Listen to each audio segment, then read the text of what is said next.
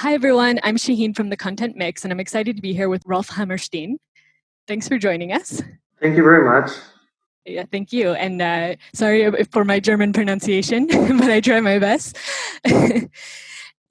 So you have 30 years of marketing experience, mainly in the manufacturing sector, and you recently joined STAHL CraneSystems as marketing manager for EMEA and Asia Pacific. Could you just tell us a bit about your background and how you got where you are now? Well, I studied economics at the University of Bonn, and marketing was one of my specialties. And that's the reason why I continued for marketing. And well, I chose the B2B marketing, and I'm still there. Mm-hmm. I see. So, and what part of Germany are you from, by the way? And where are you now? I'm from the Rhineland, and now I'm in Plassern, Germany. Mm-hmm. Okay. And that's in the southern part, right? Or kind of in the middle? Yeah. No. It's in the southern part of Germany. You can say it's more or less close to Stuttgart. Mm-hmm. Right. Okay. And maybe you can tell us a little bit. I mean, you have a long experience in marketing. Your current company, could you tell us a little bit about what they do? Well, STAHL CraneSystems belongs to the Columbus McKinnon group, and they are specialized in lifting technology and components for industrial applications. So, for wire rope hoists. So, if you wanna lift very heavy parts within an industrial factory, you need hoists, you need crane systems, and STAHL CraneSystems is delivering those components. And so, can you walk us through kind of what your responsibilities are and what your day-to-day is like as a marketing manager for EMEA and Asia Pacific? Well, I'm responsible for marketing communication for EMEA and Asia Pacific. Typical job what you have in marketing and business to business. You have to communicate internally and, of course, more important, externally, everything what is important for our audience. That means, first of all, customers, but also for the general public. Typical examples are if we launch new products. Typical examples are if you want to raise topics which are important for our customers or which we think which they should know. This all comprises the job. Mm-hmm. Right. In terms of like the types of marketing that you do, like what are your main channels? I know that in manufacturing, I mean, I guess it's a long-standing industry. So I'm imagine you relied on a lot of traditional marketing channels, but that's changing now with the digitalization. So could you tell us a bit about that? The traditional channels were the professional media and also exhibition and events. Well, in the 19th, it came more and more up the digital world. So it started with the internet, and now you know all the different things which are available, social media, and so on. So the trend, of course, is digitalization. That doesn't say that the traditional media is dead, or let's say exhibition and events, but the importance is reduced. And for example, I could even imagine in future we will see more and more digital events. We're definitely seeing that now with the lockdown situation and coronavirus making it impossible to have events. But in a bigger area, let's say, nowadays you see it somewhere that's true, but let's say smaller groups, not like say, a big event, but probably that will come up in future as well. Mm-hmm. Yeah, I think we're starting to see. I think because we're forced to not be able to do big in-person events. I've seen some very large conferences saying they're going to do like a digital version, and that'll be interesting to see how they manage that. So, yeah, I don't know if that's the case in your industry though. Yeah, it's starting. Typically, let's say the B2B business is a little bit, sometimes at least, lacking behind the consumer business. Mm-hmm. Yeah, that's true. Can you talk about how do you use content either in your current role or in previous roles? Well, there are several examples I could give.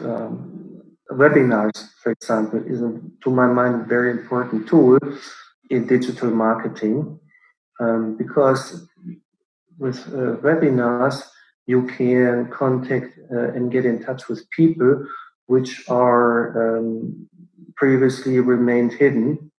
And second, you have a direct contact to those people, which are typically very high interested in your topic. This is an example of digital marketing and where you provide high value content, which gives your audience, of course, value add. So webinars, is that a tool that you use in your current job, or is that something you did in your last company? I know you haven't been too long to do. Actually, I can tell you, I started with webinars in 2007 when I was in marketing responsible at Siemens. So 2007, I organized the first webinar at Siemens for, let's say, for that business unit where I was working for. And I very well remember that time. We started with a publication company. They even didn't know about it. I introduced to them the concept, how to get started. And yeah, it's now you see 13 years ago. Yeah, absolutely. Now that's a really important tool for B2B marketing for sure. It was definitely cutting edge in 2007, I think. Yeah, so very cool. So I mean, well, how do you think it's evolved since then? I mean, what was your webinar like then, and what are the kinds of things you're doing now? I would say in principle it's the same. It didn't change. I think, and that's what I prefer to do, is to use a publication company, because if you do you invite you for your webinar, typically you get visitors who already know you. Most, if you use the database of a publication company, you get access to people who don't know you. You get them because of the topic. And that's also of content marketing, to get people interested in the topic.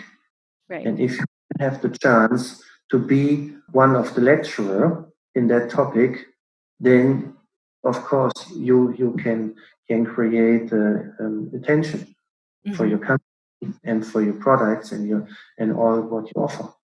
Mm-hmm. But when you say a publication company, you mean like a PR firm, or like how would they distribute that? No, a traditional publication company of a professional magazine. Like a media outlet, right? Yeah. Yes, exactly. Because they typically they have a large, okay, depending on the publication company, but they have a large database. Mm-hmm. They can make the selection, everything for you. And there are, at least in my business where I'm working, publication companies who understood their business, and they are meanwhile already specialized to offer webinars. So, and then the publication company, they are inviting, and then you are, let's say, one of the speakers, or let's say you are the only speaker. But the point is, if a publication company is inviting, then a third party is inviting. So if you invite directly from your company, everybody understands or thinks, oh, he's now telling something that they are the best of the world. Mm-hmm. So I think it's better if a third party is in the middle and is, let's say, supporting this. Mm-hmm. Yeah, it gives legitimacy and neutrality in a way. Mm-hmm. I have a similar example for open house events. It's another example of content marketing. So if you typically, an open house event, you invite people that they visit your factory, your outlet, what you have, and you combine it with some speeches. And normally the speeches are given by people who are working in that company, let's say the CEO, the general sales manager, and so on.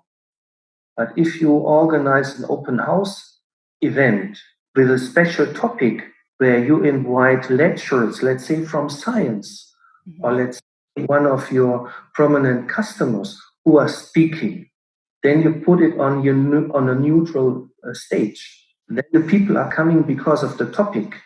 Right. But if they are there for these speeches, you have them in your house. And then you have the chance to get in touch with those people. Absolutely. So in that way, you have a kind of win-win situation. Absolutely. So like an open house event would be like an in-person event then? Yes. I mean, and here again, in the past, what I did is I also used a publication company for the invitation. All other, let's say, specialized company in the industry who have a big database for invitation. Makes sense. Yeah, I guess that the kinds of publications you're talking about would be like magazines very specific to your industry. Exactly. Yeah. So they invite, let's say, for a special topic, say, look, this is a great event. Here we have a prominent speaker, professor, whatever, and two or three other speakers. Everything will be shown and you get the notes and so on. But you need, of course, some prominent, at least the keynote speaker should be prominent and attract the people. Right. Yeah. Makes a lot of sense. Right? But if you say, this is an open house event and we show you all our products in our factory, and the people are coming, okay, who are interested in you, but you don't get the people who maybe even don't know you. Yeah, so I guess this concept is something, sounds like you've been using a long time. It's nothing new, but there's new ways to do it now, right? To create value, basically. Yes, exactly. So these are, to my mind, typical examples of content marketing. And also, for example, technical articles in professional magazines, or if you produce white papers or videos, these are very common and well known. And I know a challenge in when you're dealing with a more technical product is that the kind of content you need to produce needs to be very specialized. So you need people writing it who know what they're talking about. So how do you source that content? I mean, is it members of your team that are writing it, or I mean, because a lot of times people on your team, they might not be writers also, so that's always a challenge. Yes, of course, but this is also a classical job of a marketing manager. You go to your product managers and then you ask them typical questions. Tell me the features of your product, what's really important, why should a customer buy it, what makes it better in comparison to the competition, and all this. And then you put this, let's say, raw information, and then you have to convert it and transform it into either print material or into videos. And the more complex the things are nowadays, you should go to audiovisual content, because people very often, to my understanding and feeling, reluctant to read a lot. They prefer to sit in an armchair or wherever and watch a 5-minute video to get the same content than reading a book. Absolutely. I mean, for the content initiatives you've talked about, like, for example, a webinar where you're doing something that's less about your product, but something that you want to create value, is that, who would be the one doing the webinar? The actual example I have, so the 23rd of June, we have a webinar. It's a product manager, or it can be people who are responsible for training. So it should be people who are, let's say, educated in the products, who are educated in presenting. That makes sense. So in this case, what's your webinar about? The webinar is about explosive protected lifting components. Okay, very specific topic. Yes, a very specific topic. And here again, we are inviting the people who are in our database, of course, that means our customers and so on. But we use the publication company because they have so many different people in their database, we probably don't know. And we have a very specific target group. And if you want to have a webinar, let's say with 50 or up to 100 or maybe even more participants, then you have to shoot very broad. And we don't have a database for this, but a public company has. Right, yeah. That makes sense. I know you, started at this new company about the same time that this whole crisis was starting. So did that impact your plan for how to get started in the role? Yes, absolutely. Usually it was planned that I would visit the headquarter of the Columbus McKinnon Group is in the United States. I cannot travel to the United States. Then we have several subsidiaries within Europe and also Asia, and I have to get to know the people who are responsible. So I cannot do this.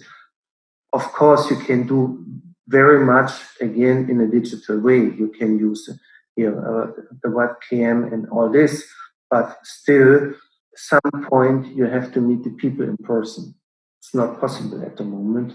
And besides that, I have also to visit some of our key customers because I think it's important for me to understand how our customers and our partners think.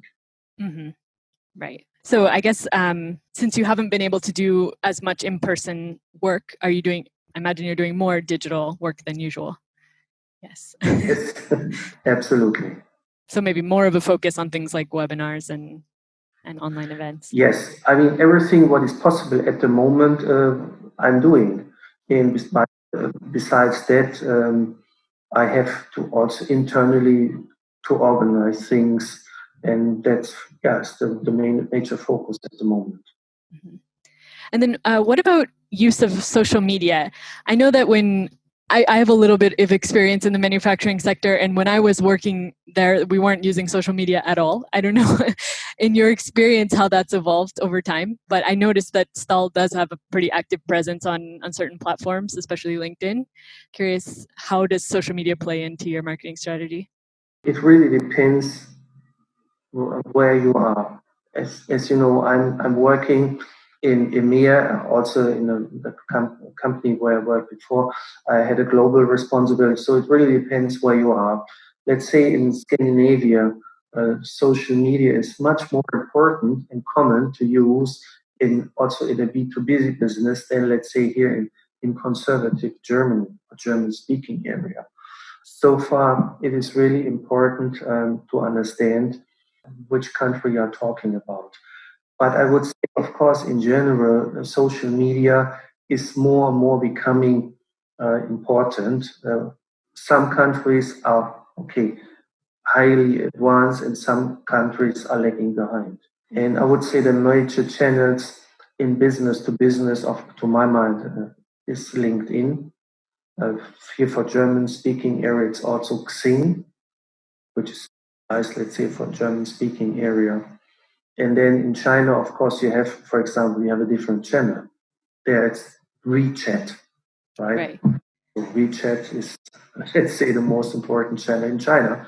So I see. So you have kind of localized strategies for the different markets? Yes, exactly. And how do you manage that? I mean, do you have teams in each of the places, or a person, I guess, appointed to do that? Yes, you need some, at least to some degree, people who are locally working for you. I mean, let's say where we have subsidiaries, there are people. Where we have not, where we have partners, then you have really to talk with the partners. Mm-hmm. And of course, to internal sales people who are responsible for those countries, what you can do, mm-hmm. Right? I see. So it's not only social media; they're also handling other maybe local events, other types of marketing. Exactly. Mm-hmm. You cannot handle at least bigger events from abroad. So mm-hmm. You need to be locally and looking after the things, talking with the booth builder, with the local event organizers, and so on. Mm-hmm. And I was curious, being responsible for both EMEA and the Asia Pacific regions, I mean, how would you contrast them, or do you have different challenges in Europe compared to Asia, or? Yes, I mean, Europe is different than Asia, of course. Mm-hmm. So, I mean, Asia. And like, how many different markets are you? I mean, is it every country in that region that you're responsible for? Are you active everywhere? Not every country. Not every. Of course, there are, let's say, focused countries in Asia. It's China. It's India. Mm-hmm. It's also, let's say, then Australia. but I would say we are not very much, at least at the moment in business, let's say with Vietnam or so, right? So there are, let's say, Mongolai. Right, you're focused on the largest markets. Yes, of course. I mean, you cannot be everywhere if you are, let's say, still a medium-sized company.